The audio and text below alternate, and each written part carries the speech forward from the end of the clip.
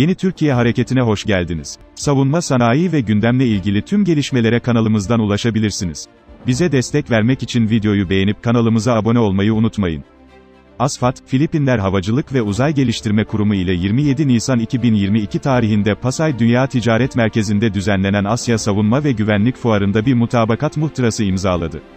Muhtıra, ASFAD İcra Kurulu Başkanı Esat Akgün ve PADC Başkan Vekili ve CEO'su Raymond Ellinci Mitra tarafından imzalandı. Muhtıra kapsamında Filipin Hava Kuvvetleri'nin envanterindeki helikopter ve uçakların bakım, onarım ve yenileştirme programları ASFAD tarafından gerçekleştirilecek.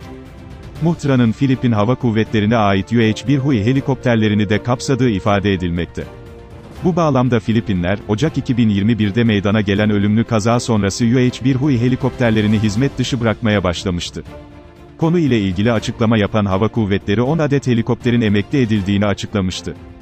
Filipinler Havacılık ve Uzay Geliştirme Kurumu ile Ankara merkezli ASFAD arasında Filipinler donanması için inşa edilmesi planlanan açık deniz karakol gemisi konusunda mutabakat zaptı imzaladı.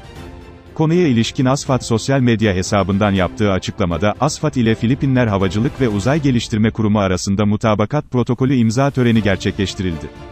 Her iki ülke için hayırlı olsun, ifadelerinde bulunuldu. Söz konusu mutabakatta geçen açık deniz karakol gemisi tasarımı ise bir video ile tanıtıldı.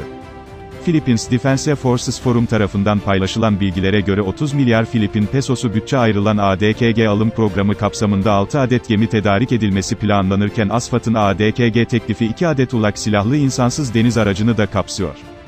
Teklifin hayata geçmesi durumunda Ares Tersanesi ve Meteksan Savunma tarafından geliştirilen SİDA'nın ilk ihracatı da gerçekleşmiş olacak.